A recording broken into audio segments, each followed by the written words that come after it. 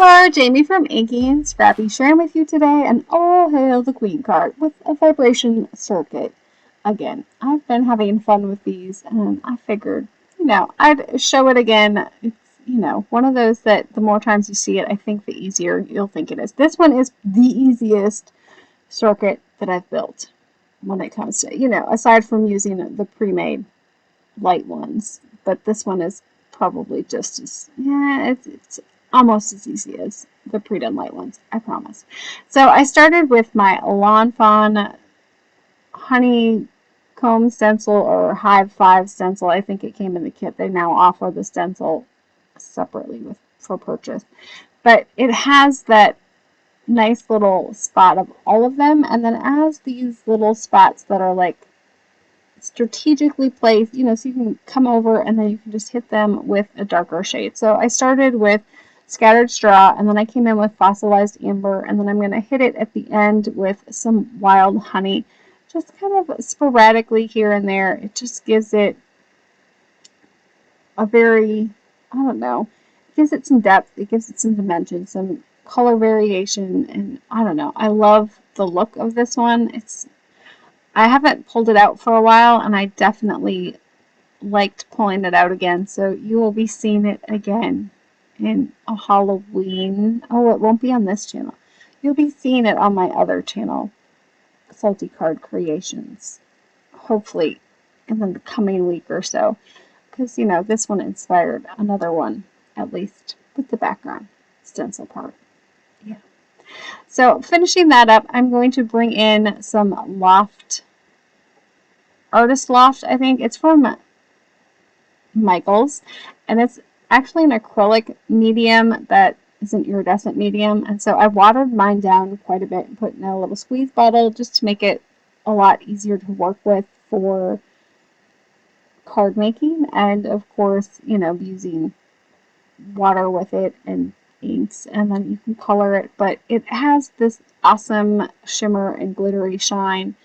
And I find that it stays once it's dry. It doesn't like flake off or anything, which is really nice because I find with some of the mica sprays that are out there that that's not really the case. Anyways, back to my card. So for this one, I had decided I was going to do a black glitter edge border all the way around. But of course, with my glitter paper, because it's expensive paper, I like to cut out the center. Because nobody's going to really know that you're missing the center when you have a panel on top of it that's bigger than your cutout anyways. So coming in with my Trinity Stamps Modern Emboss A2 stack, I cut out what I wanted. It's kind of nice to use a die cut for this part because you can kind of frame what's going to be your focal panel. And you don't have to do a whole lot of guesswork when it comes to cutting. So I will run that through the die cut machine, but I'm going to start coloring my image first. So I wanted to do this one two ways, because this is going to be where my vibration feature is on this card. I wanted to make it a little bit sturdier with some embossing, but I didn't want to emboss it before I colored it. So I did use some Lawn Fawn Jet Black ink. I did not allow it to dry enough on the face where I go over it with that lightest yellow. It did bleed a little bit. I've never had that issue before, but it wasn't, I did it instantly and I did 2 layers of ink. So I think that was my issue. There are the colors that I used to color my bee. I will fix the little, black smudge around the bee's eyes in a little bit. That being said, I did leave it in there so I could restamp it with some VersaFine Onyx black ink. It made it nice and dark. And then I just kind of shadow stamped a little bit on there because I needed a piece that was going to fit behind my bee, but it didn't have to be like fussy cut. But I needed it to be, about the right size.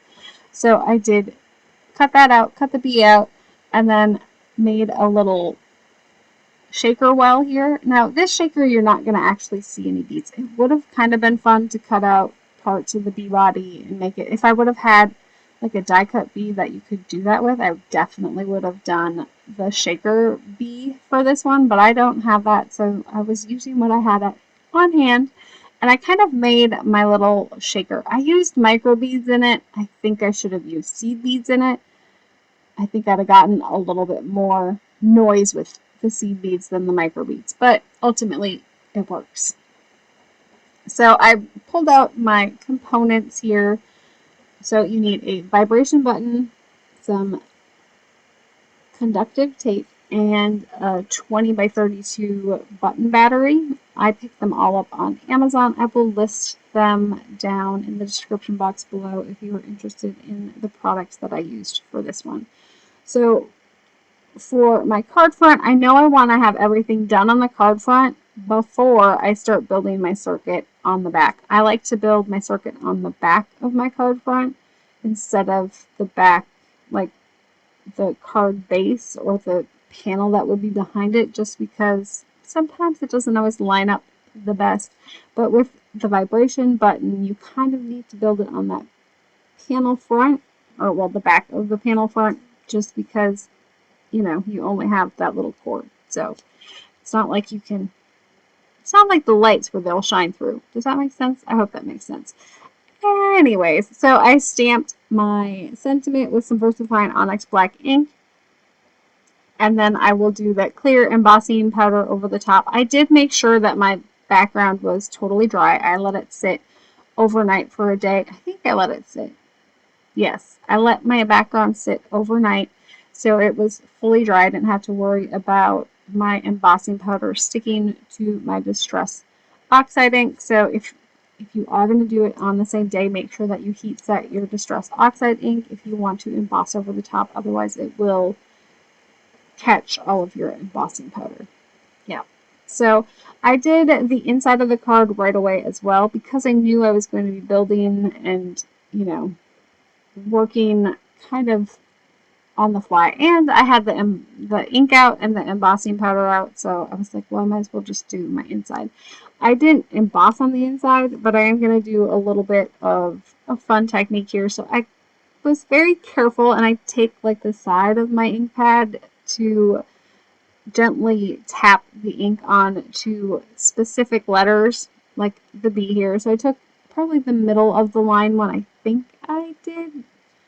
I might have done the orange one. I probably did Wild Honey for the B on both of those. And then I have that gorgeous piece of pattern paper we created, right? Well, I'm not going to let it go to waste. I'm going to cut it down so it's flush and square here for borders on the top and the bottom of my inside. This way it pulls the card front into the inside. Plus, I didn't waste all that time making that gorgeous background and then not using it. So this way I can pull in the front of the card into the inside of the card, and it's all matchy and gorgeous. If you don't have leftovers, that's fine. You don't have to do this step. It's just fun to be able to use those pattern papers that you create and spent all that time with, you know, because what else am I going to do with the two little leftover strips? So it's kind of fun to use that way. So yeah, see, I did not make a great inside for the first stamping, and so that's why you get two tries, the inside and the front of the outside. I did glue on my glitter cardstock, and then I'm going to run this into my trimmer again just to trim off the excess on the bottom. I measured wrong at some point in time in my life, either where my swirl line was or when I cut my black piece. Yeah, it is what it is.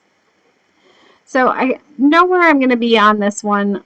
I really don't need my card base at this point. I kind of just need my card front. So bringing the B in, I kind of figure out where I'm going to need my vibration button to sit. And I'm just going to bring in my poker tool, poke a hole in it, run the two little wires on the back of the vibration button, spread them out. One's going to be negative, one's going to be positive. The vibration button doesn't matter what's positive and what's negative. At least, you know, at this point. I haven't added a light to it yet. I need to work on that. I told someone I was going to work on that one. I will work on that one. Anyways, so the vibration button doesn't have a positive and a negative like specification like the LED lights do. And so you don't have to be as That's why I said this one is the easiest one I've put together. So I like to make a little button. Well, you need a switch. So this is how I make my switch. So I cut, it's about 2 inches by 1 inch, and then I fold about 1/8 of an inch. So it's got like 1/8 of an inch gap in there. I just eyeball it. It's not, it doesn't have to be exact. You could definitely pull in a scoreboard if you want. I like to save time. Yeah. So once I have this set, me looking for stuff again. It's inevitable.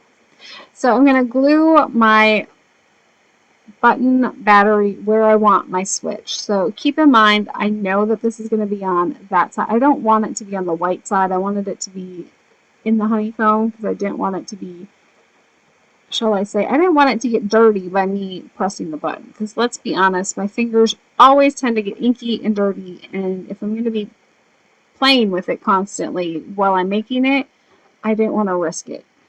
Yeah. So I did bring in my favorite things, interactive labels, and I pushed the press one. I put the press one on there, and I'm going to heat set it with clear embossing powder. I did this so I wouldn't smudge it. That's the only reason I heat set that. Yeah, I'm not gonna. I can't tell a lie. No, that was why I heat set it. It wouldn't have had to be heat set, but the other stuff on there was heat set, so it was easy enough to heat set. And then I didn't have to worry about smudging it because it does take a little bit of time for that VersaFine to dry. I also did a pull, tab, pull up. So that's so my mechanism doesn't buzz all the way to its recipient. Yeah. And the battery doesn't die as fast that way. So I'm coming in with my conductive tape here. I'm just going to run a line up from where the button is going to sit on the bottom, and then I like to do, so I had put it over the top, but I like to make sure that it's going to stick well, and so I like to run the conductive tape underneath my wire, put my wire down, and then put another piece of conductive tape on top of my wire. This just ensures that I have a very good connection. I've had a lot better luck with the conductive tape now that I switched to conductive tape over the copper tape. So if you're having issues and you're using the copper tape, try the conductive tape. This stuff was really reasonably priced and it works beautifully every time. I did semi-measure. I don't really measure. I just kind of eyeballed it just because it was getting to be clumsy with the roll. Kind of folding it, you kind of fold it back and fold it forward to kind of make your turns here. As you can see, it's not pretty, but it's going to work. Yeah. So you wrap that one around the back side of your battery holder thing here. And then I just take my bone folder and kind of press everything down so it's all adhered well, it's connected well, all the things, right? And then I'm going back over that piece on top again, I think. Yeah. So just making sure that my connection is good on the top one there. And then I'm going to add my button battery in and make sure that it works, and it does, so I can flip it back out. So once I'm content with where everything is, I'm just going to put a piece of Scotch tape in there because the only thing that's going to hold that B on the front of the card is the vibration button. So I like to make sure that it is going to stick where it is supposed to stick. Granted, I did do a full back of double-sided adhesive foam tape. This is extra thick, so it's 3mm thick foam. It's a foam roll. It is acid-free. From Amazon, I will try to link it down below. They do make it thicker. I did just pick up some 2-inch stuff, so it'll only take like 2 strips on the card front instead of 4. I'm all about time saving. And it also comes in black, which I'm excited about. Anyways, so once I have that layer on, I need a third layer. So I will come in a little bit, but I'm going to add some stoppers so my button battery doesn't fall out. So I'm just cutting some little tiny pieces here and then adhering them on the top and the bottom. I just needed them to be small enough that my little pull-out tab thing isn't going to get stuck, because, you know, that needs to come all the way out. It's really just there to allow it not to, I guess, I don't know. So the button battery isn't going to work until you pull that tab out. I hope that makes sense. I also didn't make it long enough, so I end up gluing in a little bit later on. So I did add my extra layer there. Here is where I'm going to add in. I needed to add a little bit. It doesn't, you know, yeah, I know it's not going to look pretty. You know, I'm fine with that. It was just one of those like, oh, I made it too long.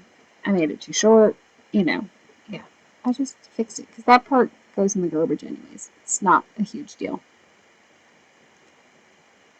So once I am happy with my button battery placement and making sure that it's not going to buzz well it's put together, I'm going to bring in some craft foam. So I picked up, I don't know, a 12-pack of one-sided adhesive craft foam. And so I've made it into regular craft foam, but I'm like, I already have the adhesive craft foam. Or like, I already had the adhesive on my foam that was on the bottom layer, so I just brought in some craft foam without an added layer of adhesive. So it was just craft foam with one side adhesive, and then I'll just pull off the stuff that came with this one.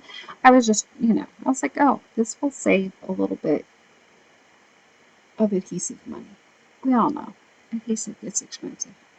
Anyways, once I have that on, I will pop that on to the back. This gives it a nice thick layer, so I don't have to worry about my button battery activating when it's not supposed to. I did peel off the little adhesive piece from that vibration tab, and I added a dot of glue. That's the only thing that's going to hold that bumblebee on. Bumblebutt? Bumblebutt on. We're going to call it a bumblebutt, because that's what its butt's doing. It's a bumbling. I wanted it to wiggle. It's all good. So I did bring in my black just fine liner and added some eyelashes to my queen bee's eyes here. It makes her look girly, and it kind of covers up the little black smudge.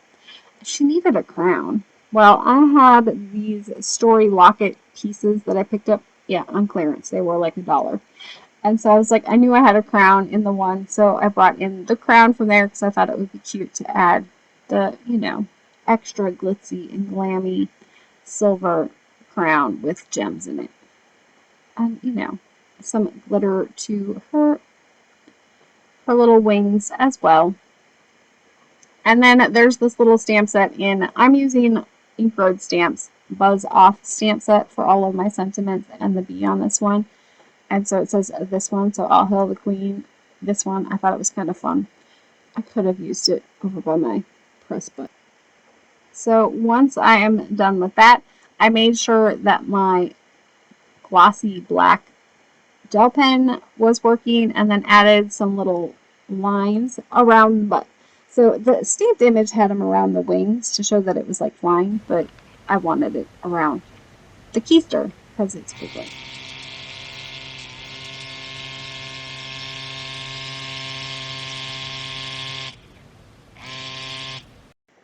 See, isn't that fun? Anyways, I hope you guys enjoyed this one. I will list those components down below if you are interested.